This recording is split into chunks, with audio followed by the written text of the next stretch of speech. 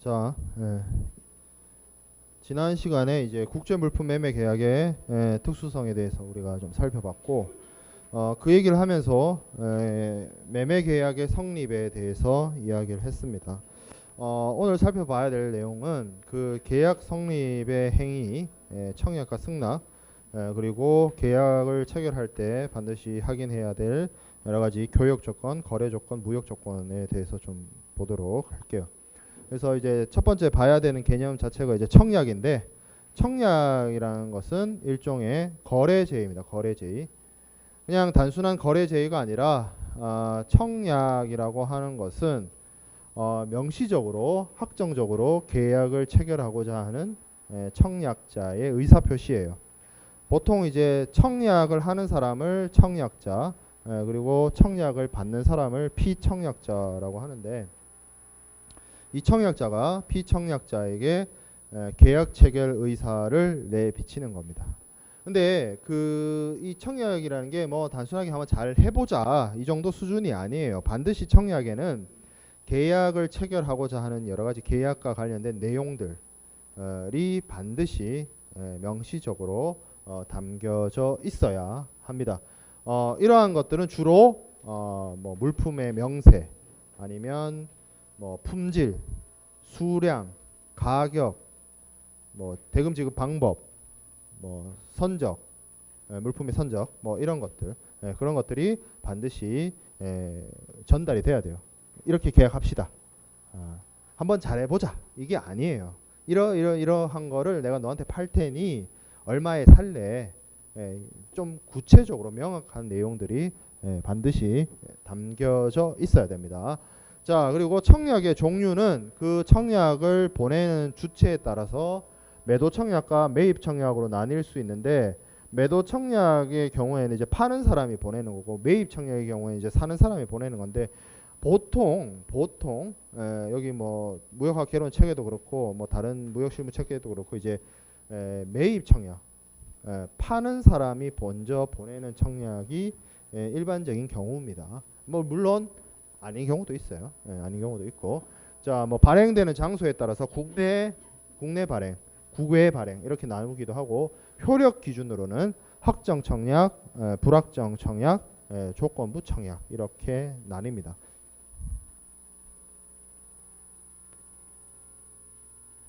자, 확정 청약 봅시다. 확정 청약은 이제 펌 오퍼라고 하는데, 이 확정 청약의 중요한 차이점이 뭐냐면, 보통 확정 청약은 취소 불능입니다. 취소 불능이고, 이 확정 청약에 대한 대답 있죠. 답변, 승낙. 피청약자의 승낙이 있게 되면 바로 계약이 성립되게 됩니다. 계약이 성립한다는 말은 곧 청약자와 피청약자, 매도인과 매수인, 수출자와 수입자, 이 사람들 사이에 다 같은 사람이에요. 그죠? 청약자가 매도인이고 매도인이 수출자고, 피청약자가 매수인이고 매수인이 수입자고, 다 똑같은 사람 이야기하고 있는 거예요. 이 사람들의 어떤 의무가 발생되게 됩니다.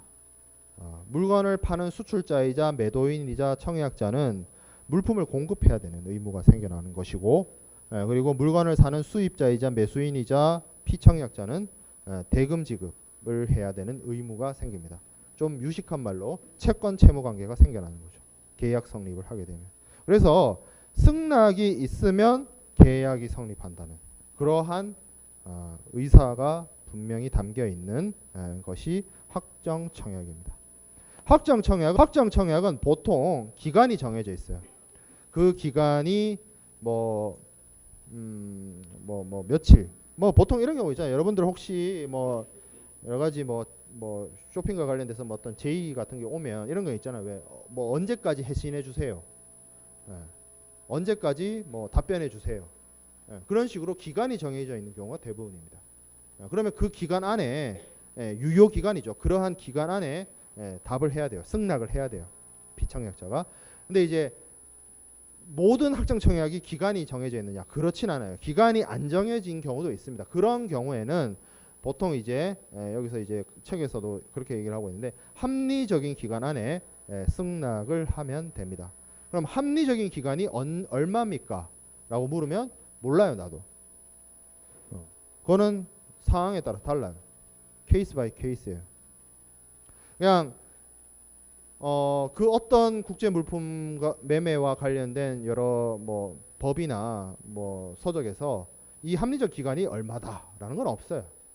그냥 그 산업, 그 업계, 그 간행 아니면 그 당사자들 사이에 뭐 통상적으로 인정되는 서로 양해 가능한 수준의 날짜가 되겠죠. 뭐 예를 들어서 승낙을 한 10일 만에 보냈어요. 뭐 별로 크게 저쪽에서 반대 안 해요. 뭐 승낙이 되는 것이고 한 100일 만에 보냈어. 그러면 좀 얘기가 달라질 수 있죠.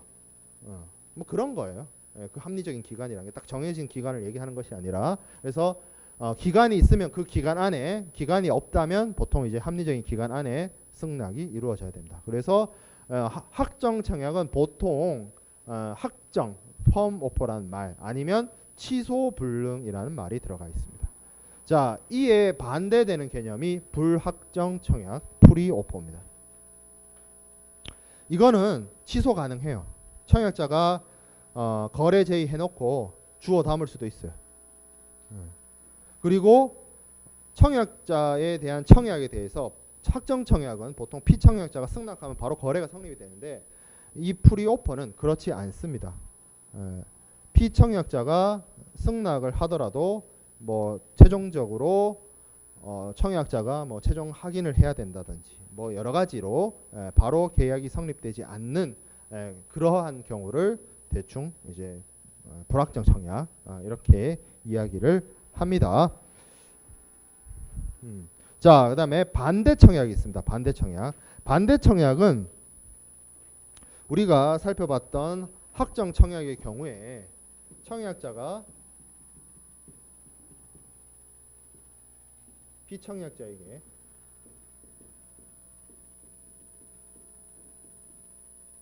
거래 제의를 하는 것이 청약이라고 했어요. 거기에 대해서 승낙을 하면 계약이 성립된다 라고 했습니다. 이 청약자는 매도인이자 보통은 수출상이고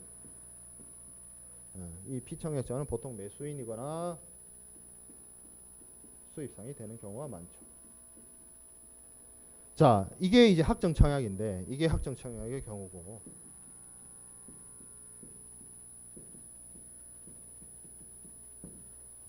반대 청약은 뭐냐면 이 청약을 할 때 앞서 얘기한 것처럼 여러 가지 계약 내용이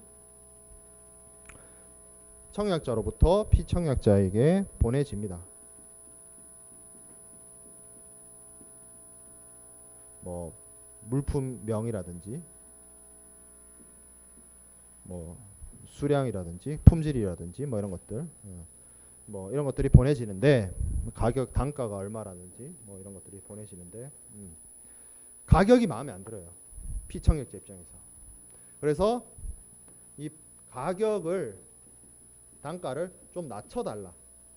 낮은 가격에 좀 팔아라라고 이 사람이 피청약자가 원래 청약자한테 역제안합니다. 이게 카운터 오퍼예요.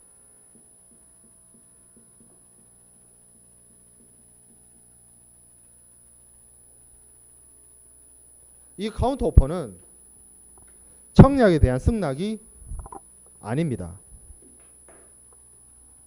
청약에 대한 이게 원청약이라고 한다면 이 카운터 오퍼는 일종의 청약의 거절이에요. 청약을 거절하고 새로운 청약을 하는 거예요. 피청약자가 청약자. 그러면 이 두 사람의 위치가 바뀌죠. 사실상 피청약자가 청약을 하는 것이고 청약자가 피청약자가 됩니다. 그래서 원래 청약자가 이 역제안인 카운터 오퍼에 동의를 하면 이 피청약자가 보낸 거래 조건 있죠. 저 프라이스, 낮아진 프라이스가 이 두 사람의 계약 내용이 돼버립니다. 그래서 이 카운터 오퍼는 원청약의 거절이자 새로운 청약이에요. 새로운 청약. 근데 이렇게 가격을 낮춘 것을 역제한했을 때 이 원청약자가 받아들일 수도 있고 안 받아들일 수도 있잖아요. 100원에 팔기로 했는데 이 사람이 80원으로 해달라고 요청을 했어요. 근데 80원까지는 못 해주겠어. 그러면 이 사람이 다시 또 역제한할 수 있습니다. 내가 90원까지는 해줄게. 그래서 그 역제한을 이 사람이 받아들이는 90원이 이 두 사람의 무역 거래 조건이 되는 거죠. 그래서 우리 일상생활에서도 보통 그렇지만 여러분들 어떤 협상을 할 때 한 번에 그냥 제시를 하고 저쪽에서 오케이 하고 뭐 예스맨도 아니고 그런 경우는 잘 없어요. 교섭을 합니다. 교섭. 이렇게 하자, 저렇게 하자, 여기까지는 해줄게. 야, 이것도 네가 좀 해줘. 뭐 등등등으로. 당연히 실제 무역 거래에서는 이러한 교섭이 빈번하게 일어나고 이렇게 되면 아까가 아니라 지난 시간에 일반 거래 조건 협정서를 써야 된다고 하는 이유가 이렇게 계속 교섭을 하다 보면 최종적인 양 당사자가 합의한 거래 조건을 명확하게 해둘 필요가 있기 때문이에요. 그래서 계약서를 써야 된다라는 거죠. 구두 계약보다는 그 얘기를 한 거고, 이게 이제 반대 청약인 것이고, 조건부 청약은 뭐냐면 저거는 청약의 그 내용에 단서가 달려 있어요. 조건이 달려 있어요. 그냥 단순하게 승낙을 한다고 해서 계약이 성립되는 그런 것이 아니라 조건부 청약은 조건이나 단서가 있는 것을 조건부 청약이라고 합니다. 보통 예를 들어서 한 4가지 정도가 있습니다. 첫 번째, 점검매매 조건부 청약. 점검매매 조건부.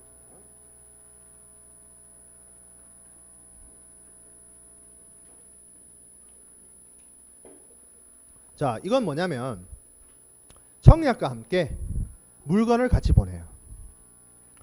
그래서 그 물건을 보고 아니면 사용해보고 점검해보고 피청약자가 살 생각이 있으면 돈 보내주면 되고요. 살 생각이 없으면 반품하면 됩니다.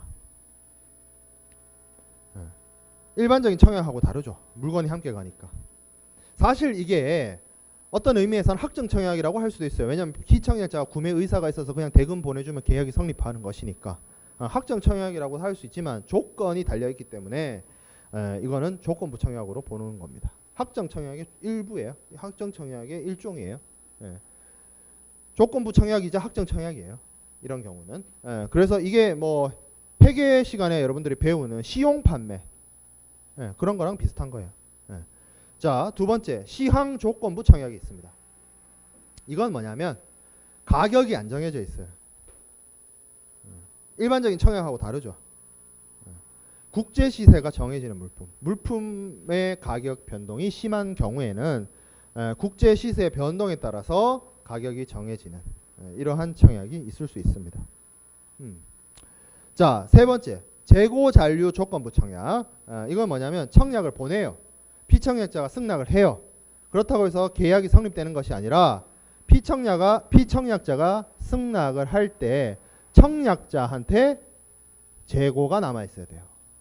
팔 수 있는 물건이 남아 있어야만 계약이 성립되는 겁니다.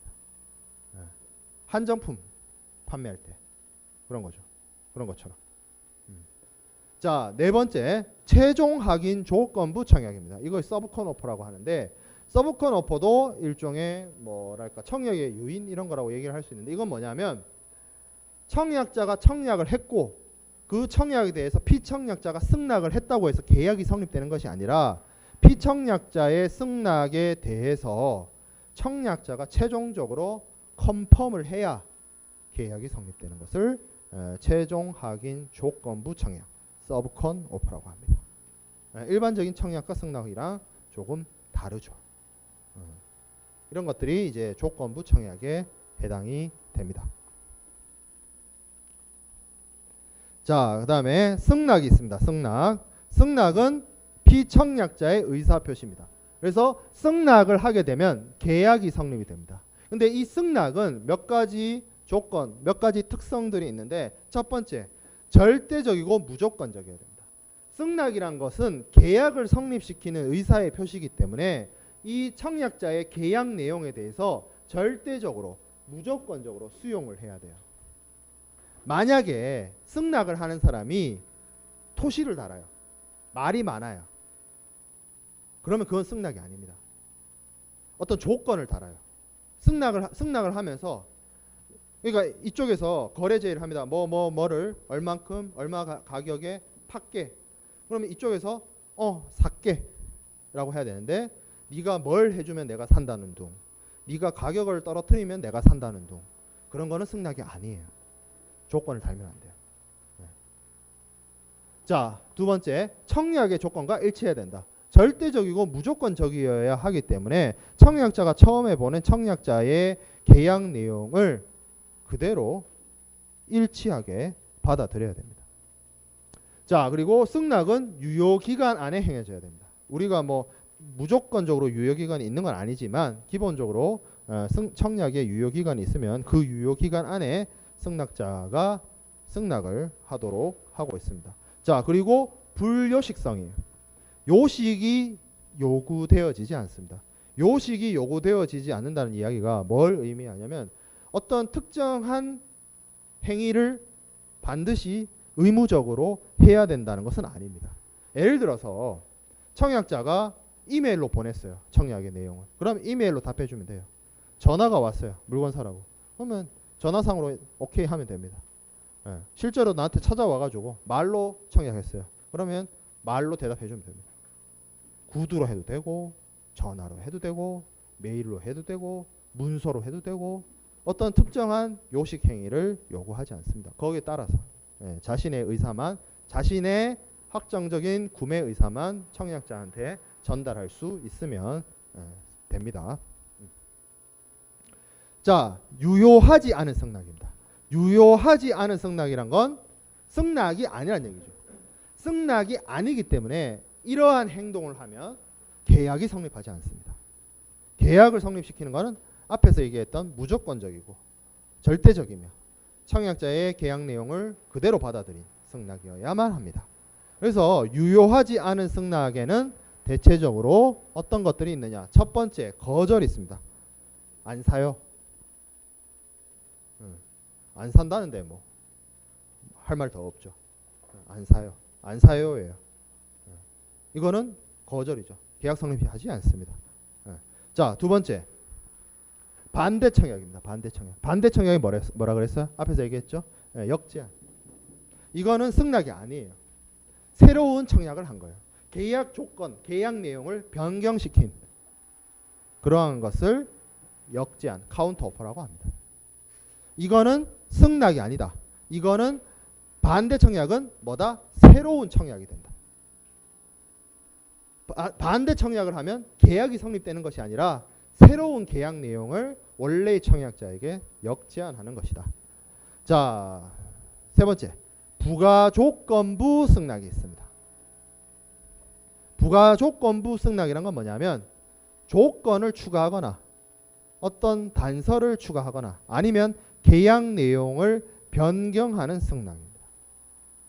그러면 앞에 슬라이드의 내용하고 다르지 않습니까? 승낙은 무조건적이고 절대적이어야 한다면서요. 그거 앞에 있는 14번 슬라이드에 있는 내용은 원칙입니다. 원칙. 15번 슬라이드에 있는 부가조건부 승낙이란 건 뭐냐면 원래 이 개념 자체가 CISG에 있어요. CISG. CISG가 뭐냐면 UNC CISG인데 이게 정식 이름이 UN 컨벤션 국제 물품 매매에 관한 협약이에요. UN 협약입니다.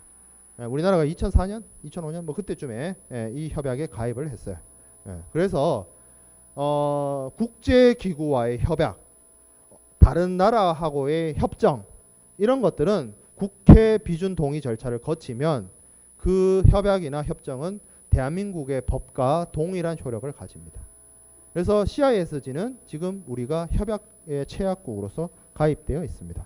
그 CISG에 무슨 내용이 있냐면 승낙자가 승낙을 할 때 물품 명세라든지 아니면 물품의 수량이라든지 아니면 가격이라든지 아니면 뭐 선적 조건이라든지 대금 결제 조건이라든지 이러한 주요한 계약 내용을 주요한 내용을 실질적으로 변경을 시키면 그거는 청약에 대한 거절이면서 카운터 오퍼이며,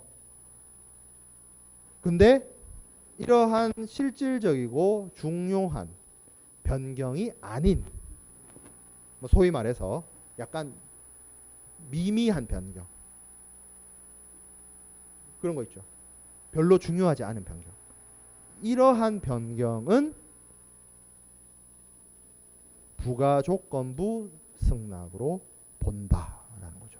그러면 부가조건부 승낙은 반대 청약이 아니라고 했으니까 계약을 성립시키는 의사표시냐? 아니에요. 여기에도 단서가 있어요. 계약 내용에 실질적인 변경을 가하지 않은, 계약 내용의 미미한 사항을 건드린 부가조건부 승낙도 원래 청약자가 반대 의사가 없어요. 중요한 계약 내용의 뭐 물품명이라든지 수량이라든지 뭐 단가라든지 이런 것들을 건드리는 거는 카운터 오퍼. 이런 중요한 실질적인 변경을 가하지 않는 단순 변경은 부가조건부 부가조건부 승낙인데, 부가조건부 승낙이라고 해서 무조건 계약 성립이 되는 것이 아니라 원청약자가 반대하지 않아야 된다. 그러면 이렇게 얘기할 수 있죠. 원래 청약자가 반대하지만 않으면, 이의 제기를 하지 않으면 부가조건부 승낙은 계약을 성립시킨다라는 거죠. 그 얘기가 여기 쭉 나와 있습니다. 청약자가 지체 없이 그 변경점, 상이점에 대해서 이의 제기하지 않으면 그러한 내용이 변경된 것이 새로운 거래 조건으로서 계약이 성립이 된다는 거죠. 그러면 도대체 그 중요치 않고 미미한 것은 무엇이냐? 사실 CISG에는 그거에 대해서 설명이 없어요.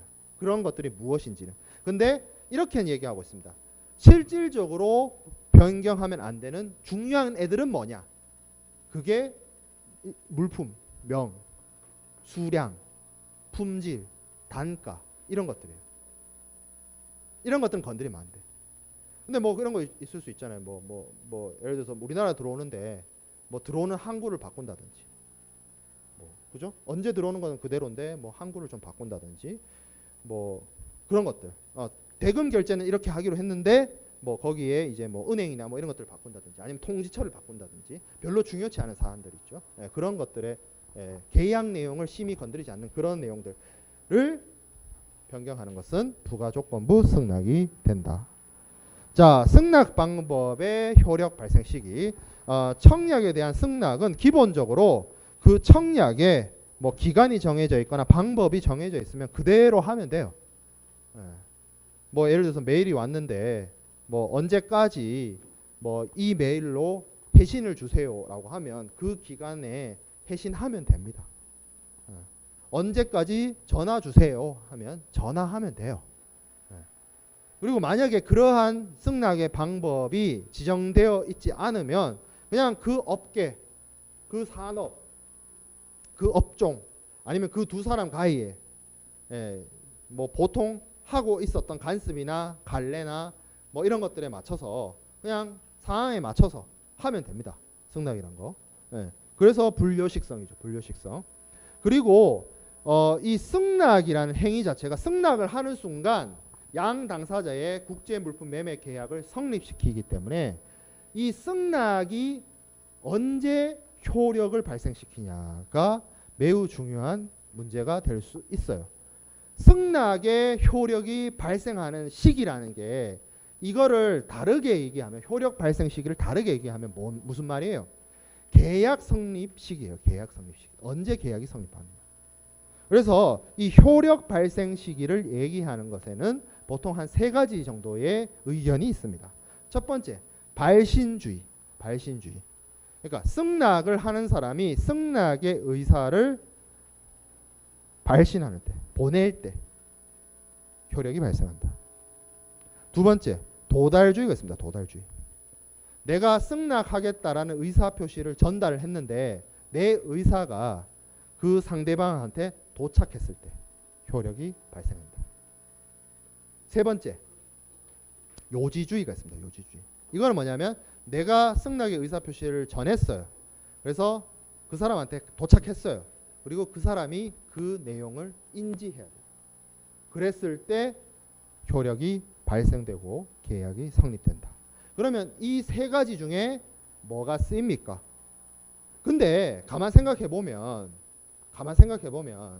지금 이 발신주의든 도달주의든 요지주의든 무엇을 전제로 하고 있냐면 승낙이라는 의사 표시가 상대방한테 전달될 때까지 어떤 시간차가 있는 경우를 전제하고 있는 거예요. 어떤 경우? 우편, 전신 전보. 근데 이거를 우편이나 전신 전보 이거 지금 현재 써요? 네, 안 쓰죠. 이런 우편이나 전신 전보 이런 통신 수단을 격지자 간의 통신 수단이라고 합니다. 떨어져 있는 사람. 지금은 어떤 시대예요? 이메일, 전화, 영상통화도 되죠. 요새는 영상통화도 할 수 있죠. 이런 경우는 대하자간이라고 합니다. 대하자간과 격지자간의 차이. 격지자간은 반드시 내 의사표시가 시간차가 발생해요. 길게는 우편으로 보내면 뭐 한 일주일 넘게도 걸려요. 근데 대하자간은 뭐야? 뭐 예를 들어서 메일 같은 경우에도 형식은 이게 편지 형식이죠. 사실은 메일을 보낸다는 게. 근데 메일이란 게 물론 서버에 저장되고 보내지고 뭐 이런 그런 절차가 있긴 합니다만 사실상 내가 보내는 순간 클릭하는 순간 뭐 불과 한 몇 초? 서버 통신장애 일어나면 뭐 몇 분이 걸릴 수도 있긴 합니다만 인터넷만 연결되어 있으면 통신장애나 서버장애나 이런 정보통신 기계의 어떤 문제가 아닌 이상 불과 몇 초 만에 전달이 돼요. 그러면 편지의 형식을 띠고 있다 해서 얘를 격지자간으로 볼 것이냐 대하자간으로 볼 것이냐 애매한 측면이 있어요. 그래서 지금 앞서 얘기한 뭐 도달주의라든지 발신주의라든지 뭐 요지주의라든지 이게 사실 큰 의미가 없어지긴 했습니다. 지금은. 근데 어찌 됐든 대하자간이라도 몇 초의 텀이 있으니까 내가 이야기를 하고 혹은 메일을 써서 보내고 그 사람이 받을 때까지 딜레이가 분명히 존재하긴 하고 몇 초라도. 그리고 같은 도달주의라 할지라도 앞서 봤던 요지주의 있죠. 내가 메일을 보냈어. 저 사람한테 도착했어. 저 사람 서버에 저장됐어. 근데 저 사람이 안 열어봐. 그건 좀 따지고 볼 문제가 있죠. 그렇잖아요. 그래서 CISG에서는 이 계약 성립 시기, 그 승낙의 효력 발생 시기를 뭘로 규정하고 있느냐? 도달주의를 채택하고 있습니다. 도달주의. 그럼 이메일 같은 경우에는 뭐겠어요? 이메일을 열어서 내용을 읽어본 시점이 되겠어요? 이메일이 도착한 시점이 되겠어요? 이메일이 도착한 시점이 되겠죠. 도달주의 채택. 도달주의. 우리나라는 CISG의 협정 체약국이기 때문에 CISG의 내용을 따라서 도달주의입니다. 계약 성립에 국제물품 매매 계약의 계약 성립에 의한 승낙의 의사표시가 도달주의를 채택하고 있습니다. 우리나라만 그런 게 아니고 CISG가 거의 대부분의 무역을 주로 많이 하는 국가들 뭐 미국이라든지 뭐 독일이라든지 일본이라든지 이런 나라들이 다 가입되어 있기 때문에 대체적으로 도달주의로 보는 게 맞습니다. 자, 그 다음에 우리가 살펴봐야 될 것은 청약과 승낙으로 인해서 계약이 성립이 됐습니다. 우리가 수출입 절차를 얘기할 때도 얘기를 했습니다만 그렇게 거래를 합시다 라고 해서 모든 일이 끝난 게 아니죠. 반드시 해야 될 것은 뭐냐면 일반 거래 조건 협정서를 쓰든지 아니면 그걸 안 쓰더라도 계약서를 통해서 양 당사자가 어떠한 물품을 팔고 어떠한 물품을 얼마만큼에 팔 것인지 이런 사안들에 대해서 구체적으로 명시적으로 합의를 할 필요가 있습니다. 그거를 명시적으로 구체적으로 합의하지 않으면 나중에 문제가 될 수 있어요. 그래서 구두 계약이라는 게 되게 위험합니다. 왜? 서류로 안 하고 말로 그냥 계약을 체결했어요. 그러면 이 두 사람의 기억이 시간이 지나면 달라집니다. 그렇죠? 내가 생각한 그건 그거였는데 네가 생각한 그거는 그거였다 이러면서. 예. 그래서 계약서 쓰는 게 매우 중요해요. 그래서 국제물품 매매 계약에서는 반드시 이러한 청약자와 피청약자 간의 계약을 체결할 때 여러 가지 무역의 조건, 거래 조건에 대해서 합의를 하고 명시적으로 계약서를 통해서 규정하고 있는 것이 나중에 사후에 분쟁을 예방하는 좋은 방법이 될 수가 있습니다. 그래서 첫 번째 살펴봐야 될 게 품질 조건입니다. 품질 조건, 퀄리티. 자, 그래서 이 수출 수입 물품의 퀄리티를 어떻게 정할 것이냐, 품질을 어떻게 정할 것이냐에 대한 이슈가 있는데 공산품의 경우에는 주로 많이 사용하는 게 샘플입니다. 샘플, 견본. 견본이 물품의 품질 기준이 돼버리는 거죠. 그죠? 많이 써요, 공산품에서. 그래서 견본을 통해서 이제 품질을 정하게 되면 이게 되죠. 물건을 사는 사람 입장에서는 내가 사는 물건이 이 샘플 수준은 되겠구나. 그리고 물건을 만들어서 파는 사람 입장에서는 내가 이 샘플 정도만큼은 만들어야겠구나 라는 기준이 돼버립니다. 그렇기 때문에 공산품에서 주로 사용되고 있는데 이러한 샘플, 견본에는 여러 가지 샘플이 있을 수 있어요. 그래서 매도인 견본, 매수인 견본, 이거는 보내는 사람 입장입니다. 매도인이 보내면 매도인 견본, 매수인이 보내면 매수인 견본. 자, 원견본이 있고 대응 견본이 있습니다. 오리지널 샘플, 카운터 샘플이라고 하는데 이것도 청약 승낙하고처럼 샘플을 놓고 물건을 파는 사람과 물건을 사는 사람의 입장이 좀 다를 수 있잖아요. 그래서 처음에 보냈을 때는 원 샘플, 오리지널 샘플. 근데 저쪽에서 수정해가지고 이렇게 보내줘 라고 하면 그건 카운터 샘플. 이런 식으로 이야기를 하고 있습니다. 자, 그리고 보관 견본, 제3 견본 이런 거 있는데 보관 견본은 뭐냐면 나중에 물건이 실제로 도착했을 때 이 물건들이 샘플 수준이 되는지를 비교하기 위한 어떤 비교 대상이 있어야 될 거 아니에요. 그렇죠? 예, 그래서 그걸 보관하고 있는 거를 보관 견본이라고 하고 제3 견본은 뭐냐면 물건의 생산자가 제3자예요. 수출자, 수입자가 아니라 제3자예요. 그러면 그 사람한테 보내주기 위한 샘플을 제3 견본이라고 합니다. 자, 선적 견본이 있습니다. 선적 견본은 좀 특이한 애인데 뭐냐면 이거는 실제로 수출자가 물건을 조달을 해가지고 물건을 선적을 해요. 100개 실어요. 그러면 그 100개 중에 하나를 뺍니다. 빼서 따로 보내줘요. 수입자한테. 야, 네가 너한테 가는 물건이 이거야. 이게 이 정도 수준이 가. 이러면서 보내주는 게 선적 견본이 되겠습니다. 어찌됐든 주로 이제 공산품들을 품질의 결정을 하기 위한 기준으로 삼는 것을 견본 매매, 샘플에 의한 거래라고 할 수 있고요. 자, 두 번째, 표준품에 의한 매매가 있습니다. 이 표준품에 의한 매매는 견본을 쓰기가 어려운 농수산물에서 많이 사용됩니다. 농수산물은 품질을 균등화시키는 것이 매우 어렵습니다. 왜 그러냐면 똑같은 사과라도 똑같은 색깔에 똑같은 무게에 똑같은 크기의 사과라도 맛이 달라요. 사과마다. 그리고 똑같은 가수원에서 나온 사과도 작년 사과하고 올해 사과하고 달라요. 일조량이나 강수량이나 기후 날씨에 따라서. 그러니까 품질의 균등화가 안 돼, 농산품은.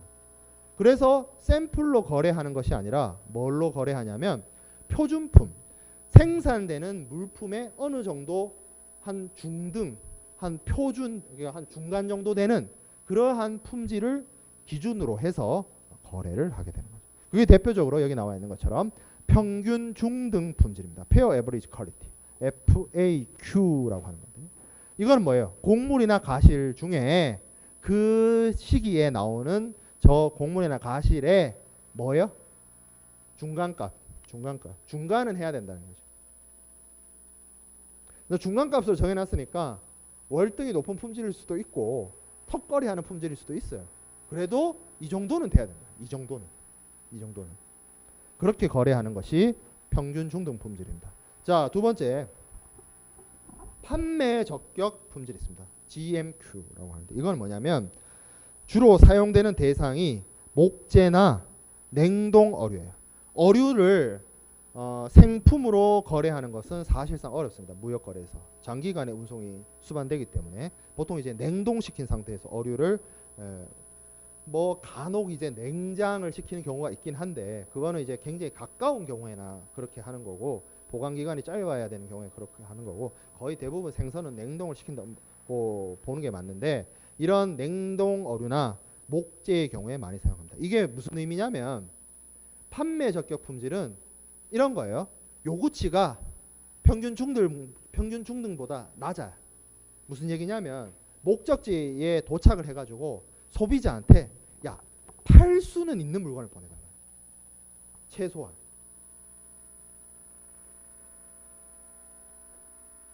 목재나 어류는 아무리 그걸 뭐 보관을 잘하고 냉동을 시킨더라도 뭐가 좀 걱정돼요.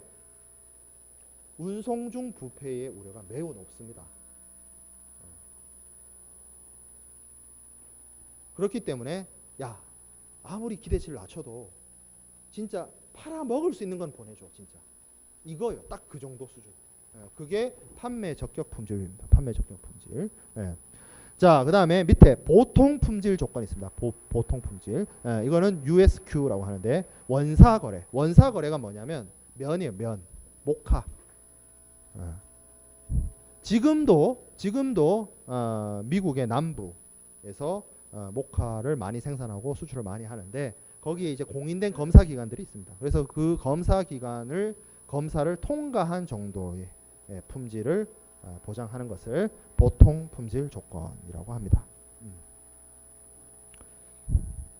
자, 그 다음에 명세서에 의한 매매가 있습니다. 명세서. 뭐 예를 들어서 선박 같은 경우에 이렇게 명세서에 의한 매매를 많이 해요. 선박 같은 경우에는 공산품이긴 합니다만 이게 부동산이라서 일종의 부동산이라서 샘플을 만든다는 게 웃겨요. 그렇기 때문에 뭐 설계 도면이라든지 아니면 모형 뭐 그런 것들. 그래서 명세서, 설계도, 설명서 이런 것들 주로 이제 대형 기계 뭐 이런 것들, 선박, 구조물 뭐 이런 것들, 시설재 이런 것들에 대해서 명세서에 의한 매매를 많이들 하고 상표에 의한 매매는 뭐겠어요? 브랜드가 곧 품질입니다. 그 상품의 브랜드가 곧 그 상품의 퀄리티를 대신하는 경우 많죠. 요즘에 나오는 공산품들은 거의 대부분 상표가 곧 품질이죠. 그 상표가 짝퉁이 아닌 이상. 그렇죠. 자, 그 다음에 규격에 의한 매매가 있습니다. 규격에 의한 매매. 이거는 ISO 인증이라든지 KS라든지 그 국가나 공인된 기관의 어떤 규격을 품질의 조건으로 삼는 것을 규격에 의한 매매라고 합니다. 자, 그 다음에 중요한 게 품질의 결정 시기가 중요합니다. 이게 왜 중요하냐면 국제무역, 국제물품 매매의 특수성 때문이에요. 격지자 간에 이루어집니다. 나라와 나라를 달리합니다.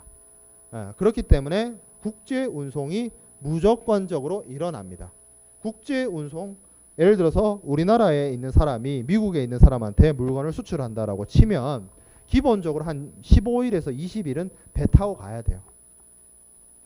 그럼 이 15일과 20일 동안 배를 타고 얘가 잘 가면 좋겠는데 잘 못 가는 경우가 많다 이거죠. 품질이 변할 수 있다는 거죠. 품질이 떨어질 수 있다는 거죠. 운송하는 기간 동안. 그래서 품질의 결정 시기가 계약을 체결할 때 반드시 정해야 됩니다. 어떤 식으로? 보통은 이제 뭐 뒤에 이제 우리가 공부하게 될 뭐 인커텀스나 이런 걸 통해서 품질 결정 시기가 결정이 되는 경우도 있긴 한데 품질을 선적 품질로 할 것이냐, 양육 품질로 할 것이냐.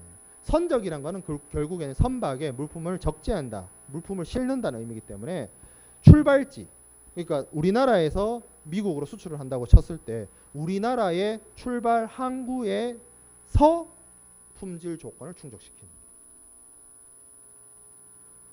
그러면 물품을 선적할 때 품질이 이 정도 수준이었어요. 그래서 계약 조건을 충족을 했어요. 그렇게 해서 배에 실었어요. 이렇게 돼버리면 그 이후 운송 도중에 어떤 품질의 하락에 대한 책임은 매수인이 지는 겁니다. 왜? 매도인은 물품을 선적할 때 이미 품질 조건을 충족시켰거든요. 그래서 매도인한테 유리하죠. 매수인한테 불리하고.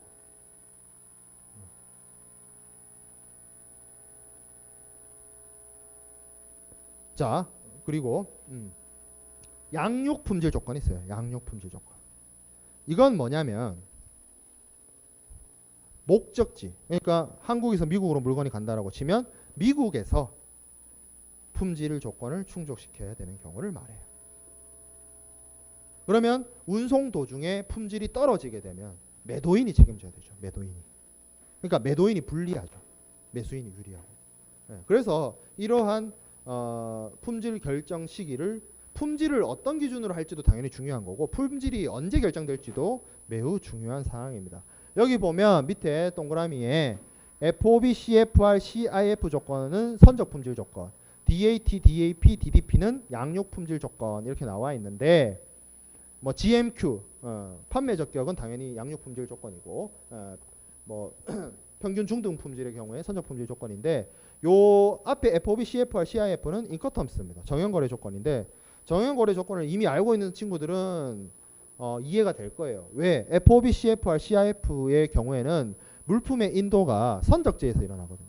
물품의 인도가 매도인에서 매수인에게로 물품의 인도가 선적지에서 일어나기 때문에 그때 물품의 인도와 함께 위험 이전이 발생해서 선적 품질 조건을 충족시키면 되는 것이고 DAT, DAP, DDP의 경우에는 양육지에서 목적지, 목적항이나 최종 목적지에서 매도인에게서 매수인에게로 물품이 인도되기 때문에 그때 이제 품질 조건이 결정되는 거죠. 지금 인커텀스를 잘 모르는 친구들은 어차피 크게 상관할 필요가 없습니다. 어차피 추석 연휴 지나고 나서 인커텀스를 자세하게 할 거니까.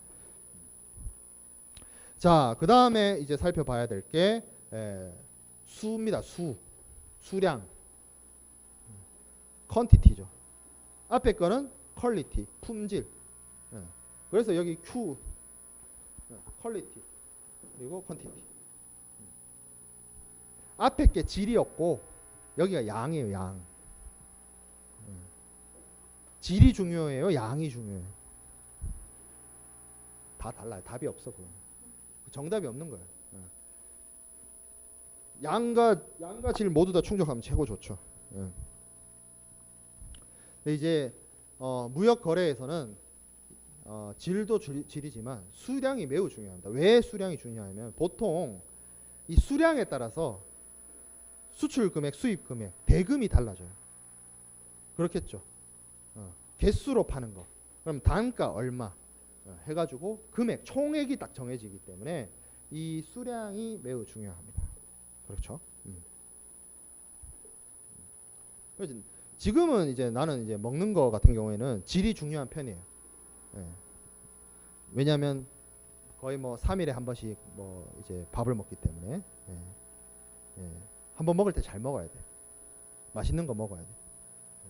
근데 이제 내가 여러분들 나이 때는 양이 중요했어요. 솔직히 잘 먹었어요. 굉장히 잘 먹었어요. 뭐 지금도 혼자 독거하고 있습니다만 내가 대학교 1학년 때 여기 내려가면 중문 있죠. 중문에서 이렇게 나가가지고 길을 딱 건너면 이렇게 언덕 위로 이렇게 올라가죠. 그 위에서 내가 자취했어요. 자취했었는데 근데 진짜 잘 먹었어요. 1학년 때. 대학교 1학년 때. 그때 왜 그런 날 있잖아. 이렇게 비 오고 우중충한 날 짬뽕도 먹고 싶고 짜장면도 먹고 싶고 탕수육도 먹고 싶은 날이 있어요. 그러면 여러분들은 짬짜면을 선택을 하죠. 아니에요. 나는 중국집에 보면 세트가 있어요. 짬뽕 한 그릇, 짜장 한 그릇, 탕수육 소짜. 지금 얼마 하는지 모르겠는데 그런 거 시켜본 역사가 꽤 오래돼서 그걸 시킵니다. 가서 먹으면 쪽팔려요. 시켜야 돼. 집으로. 그래서 나 혼자 다 먹어요. 그 정도로 먹었어요. 대학교 1학년 때까지는. 군대 가기 전까지는 그 정도로 먹었어요. 피자 한 판 시키면 라지 사이즈 하나 시켜서 혼자 다 먹었어요. 3, 4 이만한 거 있잖아요. 도미노의 라지 사이즈. 혼자 먹지 뭐. 이 정도야. 네, 네, 네. 그렇죠. 네. 그래서 누가 예를 들어서 친구 집이나 뭐 어디 놀러 갈 때 친구가 이제 내가 주문하는 것이 아니라 친구가 피자를 주문하는데 라지 사이즈를 시키거나 스몰 레귤러 사이즈로 하죠 보통. 네, 레귤러 사이즈를 시키면 화냈어요. 누구 코에 붙이냐 그 피자는. 패밀리니 정도는 돼야 된다. 네, 이런 거죠. 네. 네. 근데 지금은 아마 반도 못 먹을 걸 라지 사이즈 시키면. 그만큼 식사량이 줄어가지고 다이어트 하는 바람에. 그러니까 오늘 저녁에 8시 반 차로 이제 고향에 내려가는데 내가 어머니한테 그런 얘기를 했어요. 장을 볼 때 닭가슴살을 사세요. 다이어트 중입니다. 아직 목표 몸무게에 제가 7월 초부터 다이어트를 시작해서 15kg를 뺐는데 아직 목표치에 4kg가 남았어요. 이 4kg를 더 빼야 돼요. 왜 더 빼냐면 그만큼 확 내려야 요요가 좀 와도 한 2, 3kg 회복돼도. 그러니까 식사를 지금 제가 한 3일에 한 번씩 밥을 먹고 이틀 정도는 단백질을 먹는단 말이에요. 닭가슴살, 계란, 두부, 뭐 우유, 두유 이런 것만 먹는단 말이에요. 삶의 질이 항폐해져. 이렇게 사는 게 사는 것 같지가 않아요. 어마어마한 짜증이 몰려옵니다. 그렇게 살면. 할 때 해야 돼요. 다이어트 오래 하면 정신병 와요 진짜. 왜 그런 얘기 있잖아. 자살 충동 느끼는 사람들이 좀 맛있는 거 이렇게 먹으면 그 이런 기분이 이렇게 좀 우울증이라고 하지. 그런 게 좀 완화되는 그런 게 있다. 진짜 우울증 와요. 계속 이렇게 하면. 근데 다이어트를 이렇게 하는데 한번 몸무게를 확 내려가지고 어느 수준까지 쭉 뺀 다음에 이렇게 이제 다시 원상적으로 이제 일반적으로 이제 밥을 먹기 시작해도 괜찮아지기 때문에. 밥을 안 먹잖아요. 밥을 안 먹기 시작하면 세상에서 제일 맛있는 게 흰 쌀밥이라는 거를 깨우치게 됩니다. 좋아요. 한번 해보세요. 그래요. 그래서 질이 중요하다. 양보다. 근데 이제 양도 중요합니다. 무역거래에서는. 그래서 무역거래에서 하는 양은 기준이 3개예요. 3개. 뭐? 무게, 부피, 개수. 그죠? 자, 무게 뭘로 얘기해요? 톤을 제일 많이 써요. 근데 우리는 톤을 여러분들이 1톤이 몇 킬로예요? 1000kg입니다. 그래서 뚱뚱한 사람한테 그렇게 놀리잖아요. 0.1톤이라고. 0.1톤이 뭐예요? 100kg죠. 놀리잖아. 무게로. 그래서 1000kg가 1톤인데 이거는 미터법에 의한 톤이에요. 저기 프랑스계 되어 있는데 저 세 번째 디귿에 메트릭 톤이에요. 메트릭 톤. 미터법에 의한 톤이에요. 영국이나 미국은 이 나라가 웃기게 미터법을 안 써요. 속도 표시할 때 마일, 시속 마일. 우리는 킬로미터 퍼 아워지만 걔네들은 마일 퍼 아워잖아. 무게 잴 때 우리는 킬로그램 쓰지만 파운드 씁니다. 걔네들. 길이 잴 때 우리는 센티미터, 미터를 쓰지만 걔네들은 피트하고 인치를 써요. 그래서 쟤네들이 말하는 톤은 미터법에 의한 톤이 아니에요. 그래서 영국은 1016이 1톤이고요. 미국은 907kg가 1톤입니다. 그래서 실제로 무역 계약서 이런 거 혹시 볼 일이 있으면 톤 단위를 쓸 때 그냥 TON으로 안 쓰고 M/T라고 씁니다. 메트릭 톤이라고. 미터법에 의한 톤이라고. 공연한 오해를 살 필요가 없는 거예요. 그렇겠죠. 이거 매우 중요합니다. 자, 그 다음에 부피. 큐빅미터. 우리말로 뭐예요 저거? 그렇죠. 세제곱미터. 큐빅피트. 세제곱피트죠. 세제곱피트. 아직도 피트랑 파운드를 쓴단 말이야. 미국이랑 영국 애들은. 그래서 메이저리그 베이스볼이나 NFL이나 이런 거 중계 보면 선수들 프로필이 뚝 나오는데 예, 몸무게가 막 200 얼마야. 200kg가 아니야. 200파운드지. 파운드로 무게 재면 여러분들 여학생들도 충격받을걸요? 여학생들도 100이 넘어가. 단위가 커. 킬로그램보다. 그러니까 그걸로 재면 안 돼. 속상해져요. 숫자가 커진다니까. 킬로그램보다. 그래서 이런 것들에 대한 차이 있죠. 옛날에 그런 거 있었어요. 나사가 이거 피트하고 인치하고 미터하고 그 헷갈려가지고 실수하기도 하고 그 세계적 석학들이 모인 단체에서도 그 사단을 벌이는데 하물며 무역 계약을 하는데 이런 중량이나 용적의 단위 중요하다는 거지. 계약서를 꼼꼼히 살펴봐야 된다는 거죠. 자, 그 다음에 개수 있죠. 더즌. 이거 모르는 사람 없죠. 도넛을 사 먹으면. 더즌 몇 개? 12개.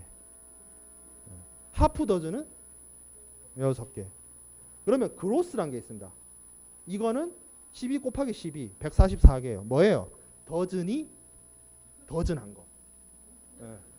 무슨 말이에요? 더즌이 12개 있는 거. 그걸 그로스라고 하고. 근데 저런 거보다 주로 개수는 이렇게 많이 쓰죠. 뭐 몇 피스, 몇 세트, 뭐 이런 식으로 많이 사용합니다.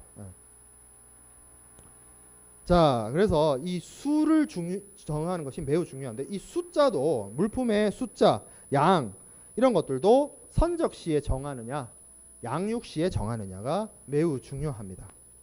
그거를 이 선적식이나 양육식의 뭐 검수인이나 이런 사람들이 이제 측정을 하는데 특히 앞에서 얘기한 뭐 몇 세트라든지 몇 피스로 끝나는 포장 단위가 이렇게 구분되어 있어서 개별 화물의 경우에는 크게 문제가 되지 않아요. 휴대폰 100대 그럼 100대지 뭐.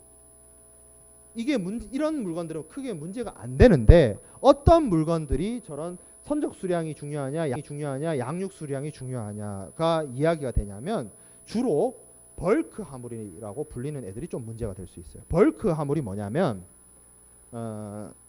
산화물 이렇게 얘기를 하는데 주로 이제 곡물, 광석, 목재, 석유, 가스, 석탄 이런 것들 있죠.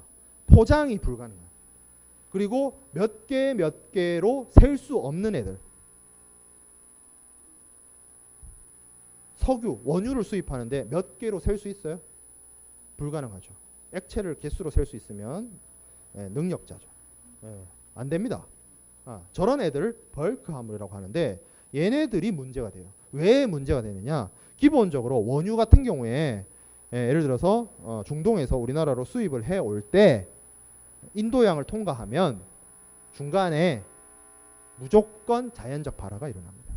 휘발해버려요. 휘발유가 왜 휘발유예요? 휘발이 잘 돼서 휘발유예요. 분명히 수출할 때 실어올 때는 1만 리터를 실었는데 목적지에 도착하니까 1만 리터가 아니에요. 아닐 수밖에 없어요. 자연적으로 발화가 일어납니다. 아까 제가 흰 쌀밥이 세상에서 제일 맛있다라고 했는데 쌀은 문제가 없어요. 쌀은 수출할 때 나달 상태로 수출합니다. 이 쌀이 곡식 중에서 좀 무거운 편이에요. 무거운 곡식이에요. 그래서 많이 못 갖고 다녀요. 그래서 전쟁 물자로서 쓰기에는 최악이에요.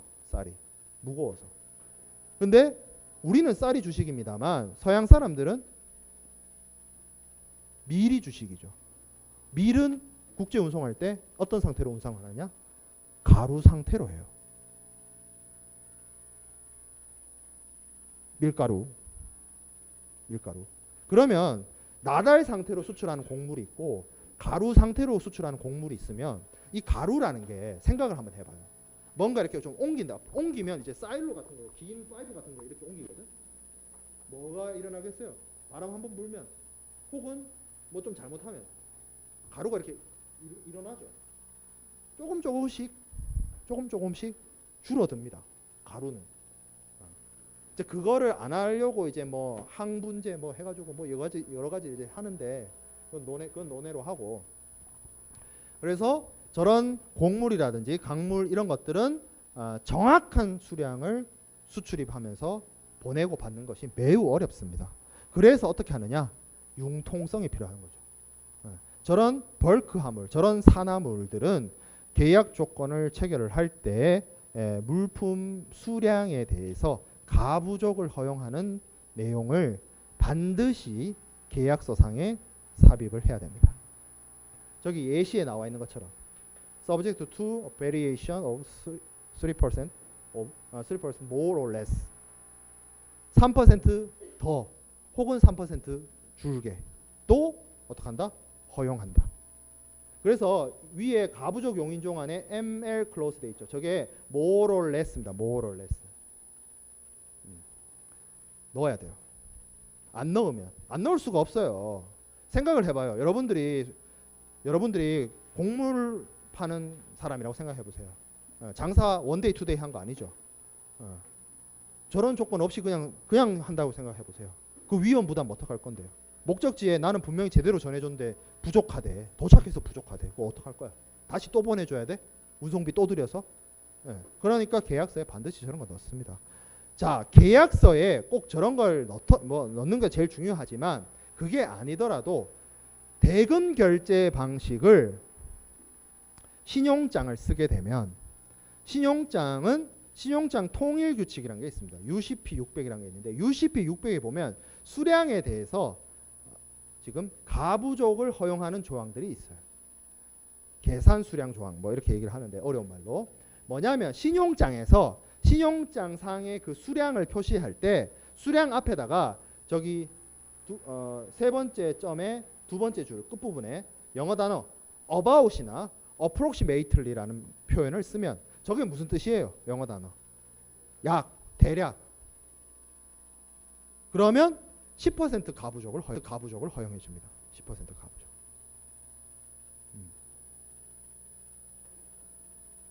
이거는 신용장 쓸 때만.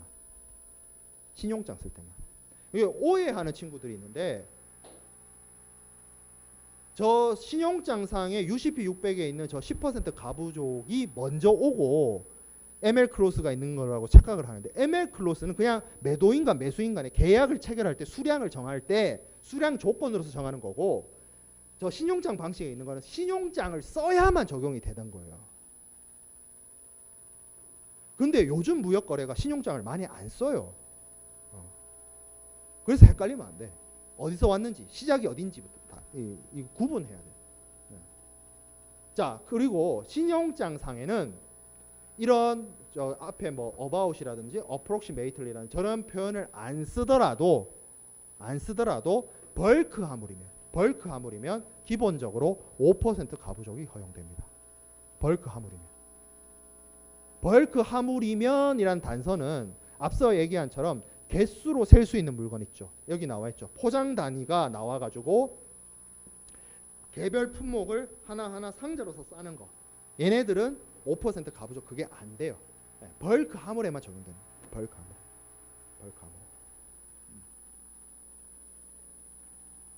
그래서 이런 것들이 요거는 이제 요 3번 점하고 4번 점은 신용장에 있는 수량 정하는 신용장상의 수량에 대한 규정인 거고 기본적으로는 양 당사자가 매매 계약을 체결할 때 신용장을 안 쓰더라도 이 물품의 성질을 고려해서 수량의 가부족에 대해서 충분히 안전장치를 만들 필요가 있다.